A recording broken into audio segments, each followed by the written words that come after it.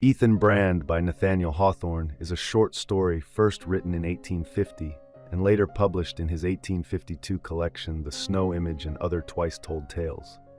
Through allegory, ambiguity, and the hallmark elements of dark romanticism, Hawthorne explores themes such as the dangers of amoral intellectualism, spiritual damnation and pride, and the profound loneliness that stems from social detachment and rejection. Christian morality, spiritual unrest, and the ethical perils of unchecked intellectual pursuit and scientific ambition permeate much of Hawthorne's work. His most famous novel, The Scarlet Letter, 1850, delves into the religious strictures and moral complexities of 17th-century Puritan Massachusetts. In that novel, both societal judgment and personal guilt weigh heavily upon the protagonist, Hester Prynne, after she commits a moral and communal transgression.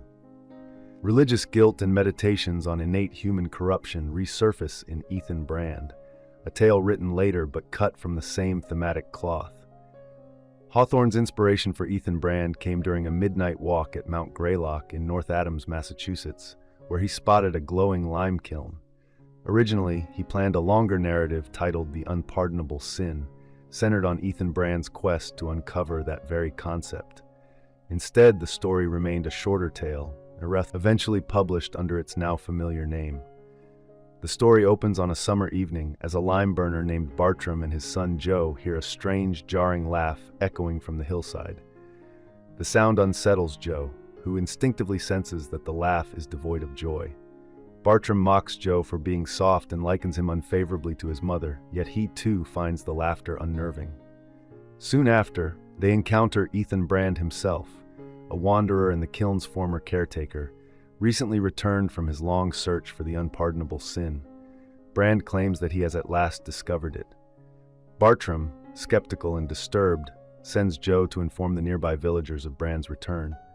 Brand then recounts that his quest led him to realize the unpardonable sin resides within his own heart.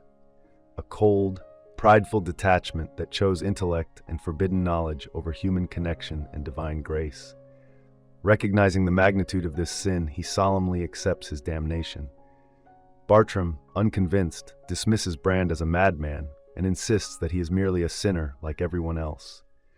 As word spreads, villagers ascend the hill to see the man who claims to have uncovered the greatest of sins. Among them are a disgraced lawyer turned soap boiler and the town's doctor, both ruined by alcohol, who view Brand with a mix of morbid curiosity and dread. When questioned, Brand's detached responses anger the doctor, who calls him delusional. Another villager, Humphrey, asks Brand about his daughter Esther, who long ago joined a circus and vanished.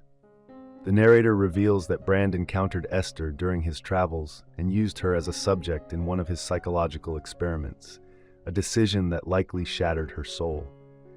A traveling German Jew arrives and presents a diorama for the villagers' amusement. Joe grows afraid as Brand watches him closely. The German recognizes Ethan Brand and scolds him for frightening the boy. Claiming to possess the unpardonable sin in his display, the German invites Brand to look, only for Brand to see nothing. Enraged, Brand threatens to throw the man into the lime kiln if he does not leave. The crowd watches a dog run in circles until it exhausts itself, then begins to return home. Bartram and Joe, too, retreat for the night. As they leave, a drunken Bartram mockingly tells Brand to summon the devil from the furnace for company. Joe looks back at Brand with quiet sadness, sensing his deep isolation. Alone at the kiln, Ethan Brand reflects on what he once was, a man full of awe for God, love for his fellow men, and reverence for the natural world. But over time, a growing obsession with forbidden knowledge eclipsed his faith, compassion, and humility. In that pursuit, he committed unnamed but horrifying acts, allowing pride and detachment to consume him until the unpardonable sin took root in his very soul. Brand now feels his quest complete. With nothing left, he bids farewell to the world he once abandoned and throws himself into the lime kiln, ending his life. That night, Bartram and Joe are haunted by Brand's last chilling laugh. By morning, the landscape surrounding Mount Greylock is serene and filled with sunlight. When the two approach the kiln, they discover that the fire has gone out and Ethan Brand has vanished. The marble within the kiln has burned to perfect snow-white lime, and amidst the remains lie Brand's skeleton and a lime-white mass resembling a human heart. Bartram, noticing the quality of the lime, remarks that it will fetch a good price. He then uses a pole to break apart the skeleton, reducing the final relics of Ethan Brand to powder. Thank you for watching. If you enjoy this video, leave a like and subscribe.